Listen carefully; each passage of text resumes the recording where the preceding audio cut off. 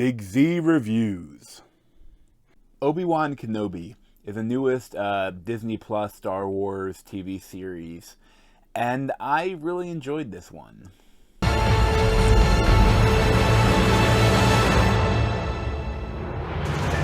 Leave us alone. When the time comes, he must be trained.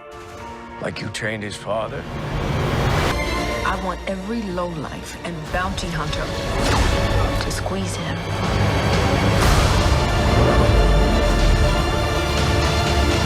You can't run Obi-Wan!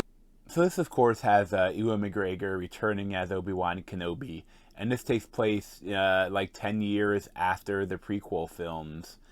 And I kind of love that, like, if this feels like a bridge between the prequel, the style of the prequel films and the style of the original trilogy.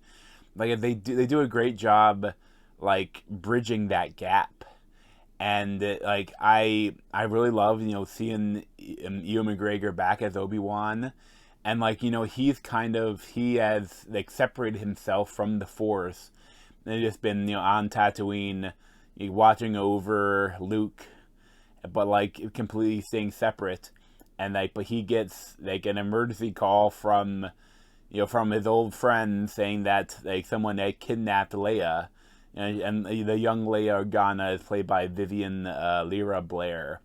And I'm not gonna say some of the stuff, like, if she can be a little annoying at times, and it's a little goofy, like when you have Flea and other people chasing after her in the forests of Alderaan. But like at the time, she kind of does take the role of Leia well. Like, I feel like she's really playing that role well, a young Leia. And I like it that it really does work, because I mean, like in the original trilogy, who does she call for help when everything's lost and she's about to be kidnapped by Darth Vader? She calls on Obi-Wan Kenobi. Yeah, you're my only hope. So that it makes sense that, as a child, that he had saved her, and she would remember him fondly as someone that could help save her again. And, there's also, like, in this show, like, Moses Ingram plays Inquisitor Reva, and, like, there's a lot of really stupid social media shenanigans, like with white supremacists coming after her for being a black woman in Star Wars, and that stuff's just so stupid. But the actual character, she's interesting. She's like plays that the angry Sith, and the stuff too, that like the Inquisitors, like, it's something that they kind of did in like the animated series and some of the video games, like in between the prequels and the original trilogy.